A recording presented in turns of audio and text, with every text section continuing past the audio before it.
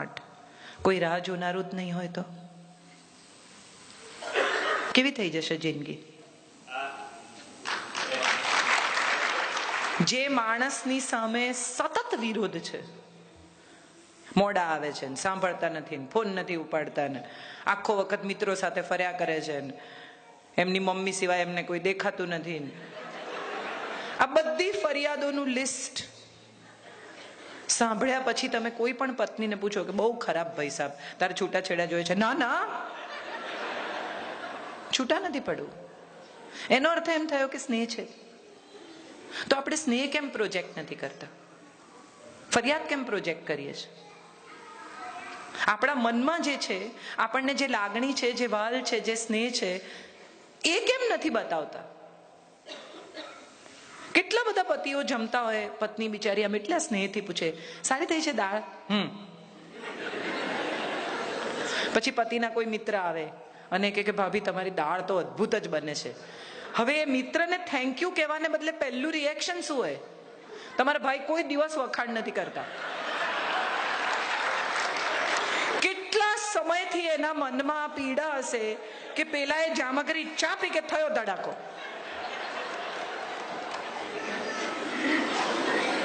એક પતિ પત્નીના લગ્નને 25 વર્ષ પૂરા થયા. એટલે પત્ની સરસ તૈયાર થઈને, ખૂબસૂરત, એકદમ સરસ વાળ અંબોડો બંબોડો વાળી ગુજરાતી સાડી પહેરીને આવીને એણે કહ્યું કે હલો. પતિ છાપું વાંચતા હતા એટલે પત્નીએ કહ્યું કે આજે આપણા લગ્નને 25 વર્ષ પૂરા થયા. એટલે પતિએ કહ્યું એટલે પત્નીએ કહ્યું કે આજથી 25 વર્ષ પહેલા હું પરણીને આ ઘરમાં આવેલી, યાદ છે તમને? પતિએ કહ્યું એટલે પત્નીએ કહ્યું બહુ જ શરમાતા, અત્યંત સ્નેહથી કે એ દિવસે તમે મને આઈ લવ યુ કહેલું. એટલે પતિ આમ છાપું સહેજ ખસેડ્યું, પત્નીને જોઈને કહ્યું કે સ્થિતિ એ જ છે, બદલાશે તો કહીશ. કોઈ ચેન્જ નથી. ચેન્જ નથી માટે ઇન્ફોર્મ નહીં કરવાનું. દરેક માણસને ગમતું હોય છે. નાનકડું બાળક 4 લીટી દોરીને લઈ આવે ને આપણને એમ કે જો ગાય, તો આપણે કેટલા આનંદથી જોઈએ છે કે અરે વાહ આટલી ફાઇન ગાય. દરેક માણસને ગમતું હોય છે કે એને કરેલા કામનું અપ્રિસિએશન થાય. અને સાચું પૂછો તો હિન્દુસ્તાની સ્ત્રી, ગુજરાતી સ્ત્રી તો ફક્ત અપ્રિસિએશન માટે જ જીવે છે. ગમે ત્યાં પહોંચી હોય, ગમે તેટલી સફળ હોય, પણ પતિના શર્ટમાં બટન ટાંકીને દોરો તોડે દાંતથી, એમાં એને જેટલો રોમેન્સ આવે એટલો જગતમાં બીજી કોઈ વાતમાં ના આવે. પતિ ડાયમંડ ના લાવે તો ચાલે, પણ અચાનક એક દિવસ ગજરો લઈને આવે ને તો છુટ્ટા વાળ રાખતી પત્ની પણ આટલી તો આટલી અંબોડી વાળી ગજરો પહેરે. આ પ્રેમ છે, આ અભિવ્યક્તિ છે. આપણે સંસ્કૃતિ જાળવવાના ચક્કરમાં અભિવ્યક્તિ ભૂલી ગયા છીએ. આપણે એટલા ગાંગા થઈ ગયા છીએ મંદિરે જવા માટે કે આપણે પત્નીને લઈને બગીચામાં જવાનું કે પતિની સાથે બેસીને હિંચકે ચા પીવાનું ભૂલી ગયા છીએ. સંબંધ તો આ છે, સંસ્કૃતિ તો આ છે. પરસ્પરનો પ્રેમ, પરસ્પરનું વાલ, પરસ્પરની અભિવ્યક્તિ, પરસ્પરનું બોન્ડ. છોકરાઓ ક્યાંય પણ વસતા હોય, સાંજના છેડે માં ફોન કરે એટલે પૂછે શું ખાધું. પરદેશ વસતું હોય, બાળક ભણતું હોય તો માં પૂછે શું જમ્યા. કેમ પૂછે છે? માનું બધું વાલ એના અન્નમાં, એના પ્રેમમાં, એની રસોઈમાં આવી જાય છે. છોકરું બહુ દિવસે ઘરે આવે ને તો સૌથી પહેલા માં એવું કે બહુ વજન ઉતરી ગયું, તને નથી સારું ખવડાવતા. ખરેખર કાંટો વધેલું બતાવતો હોય. અમેરિકામાં ચીઝ બટર ખાઈને વજન વધ્યું હોય, પણ માને તો દુબળો જ લાગે. એટલો સ્નેહ, એટલું વાલ આપણે આપણા જીવન સાથી સાથે કેમ નથી ટકાવી શકતા? એ સવાલ મને હંમેશા થાય છે. કેટલી બધી પત્નીઓ એવી કમ્પ્લેન કરે કે તમારા માટે કંઈ લાવે જ નહીં. બહારગામ જાય ને તો એમને તો કંઈ આવડે જ નહીં. અને જો ભૂલે ચૂકે કંઈ લઈ આવે અને પેકેટ ખોલે તો સૌથી પહેલું રિએક્શન, ગ્રીન? હું ક્યાં પહેરું છું? એક ક્ષણે તો આનંદથી લઈ લો. તમને એમણે યાદ કર્યા, એ બહુ અગત્યનું છે. આ બિઝી સ્કેડ્યુલમાંથી એણે સમય કાઢ્યો તમારે માટે આ શોપિંગ કરવાનો, એનો આભાર માનો. તમને કોઈ યાદ કરે અગત્યનું છે કે તમારા માટે શું લાવ્યા, એ વસ્તુ, એ ટેન્જિબલ થિંગ અગત્યની છે. આપણે અહીંયા ગૂંચવાયા છીએ. ગુજરાતી સ્ત્રીને અવિનાશ વ્યાસે કેટલી સુંદર અભિવ્યક્તિ આપી.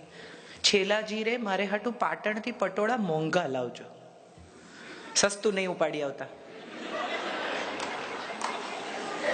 અને જો ખરેખર મોંઘું લાવે તો કે છેતરાયા, આના આટલા હોય જ નહીં.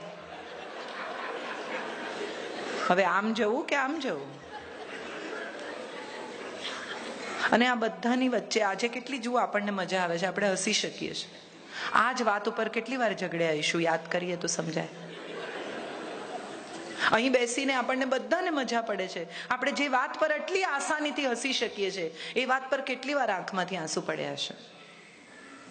સુખી થવું એ દરેકના હાથમાં છે. મારું સુખ મારા સિવાય કોઈ મને આપી શકે જ નહીં, એ નક્કી છે. મારી એક નવલકથા છે, એક સાંજને સરનામે. એમાં એક છોકરો મળવા આવે છે છોકરીના મા બાપને, અને છોકરીની મા પૂછે છે કે તું એને સુખી કરીશ ને માધવી? ત્યારે છોકરો કહે છે કે હું એને સગવડ આપીશ, હું એને સલામતી આપીશ, હું એને માટે સંપત્તિ ભેગી કરીશ, હું એને સ્નેહ આપીશ, પણ સુખી તો એને જાતે જ થવું પડશે. આપણે બધા બીજા માણસ પાસે સુખની આશા રાખતા થઈ ગયા છે. અને આપણે જેની પણ પાસેથી સુખની આશા રાખીએ છીએ ને એને આપણે અજાણતા જ દુઃખી કરવાનો અધિકાર આપી દઈએ છીએ. કારણ કે સુખ નહીં મળે એટલે આપણે દુઃખી થઈશું. સાદી સરળ સીધી વાત એ છે કે પ્રસન્ન રહેવું ને પ્રસન્ન રાખવા, સુખી થવું ને સુખી કરવા, સ્નેહ આપવો ને સ્નેહ પામવો, સન્માન આપવું ને સન્માન પામવું, સારું બોલવું ને સારું સાંભળવું. આપણે બધા વાતચીતને બદલે દલીલ કરતા થઈ ગયા છીએ. બહુ ઇન્ટરેસ્ટિંગ છે આ. અને જે ઘરમાં કમ્યુનિકેશન છે, સંવાદ છે, એ ઘરમાં કદી વિવાદ નથી થતો. કારણ કે વાત થઈ જાય છે.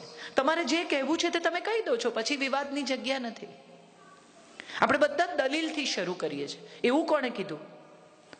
દાખલા તરીકે પત્ની એમ કે આ મોજા તમે છે ને ધોયેલા અહીંયા ના મૂકશો, અહીંયા મૂકો. એવું કોણે નક્કી કર્યું? અરે ગૃહિણીએ નક્કી કર્યું, એને આ અનુકૂળ છે. હવે એ વિશે ચર્ચા કરવાનો અર્થ નથી. ઈગો એ જ્યાંથી મેં શરૂ કર્યું હતું ત્યાં હું પાછી આવું છું. એ આપણને આપણું એટલું બધું મોટું ઓઢવાનું અથવા આવરણ થઈ ગયું છે કે આપણી ત્વચા ક્યાંક અંદર ઢંકાઈ ગઈ છે. તમે જુઓ, જેવા પિતા હોય ને એવો જ પુત્ર હોય. સામાન્ય રીતે ડીએનએ ઉતરી આવે, અને એ વાત છે એક મહાભારતથી આવે છે. કોઈ પણ ઋષિ બહુ તપ કરે ને તો ઇન્દ્રનું આસન હલવા માંડે. ઇન્દ્ર મહા ઇન્સિક્યોર છે, માટે એનો દીકરો અર્જુન ઇન્સિક્યોર છે. એને તરત એમ થાય છે કે હું નહીં લડી શકું, મારાથી નહીં થાય, હું નહીં કરી શકું. બીજી તરફ કર્ણ છે, સૂર્યપુત્ર છે. એના કવચને કુંડળ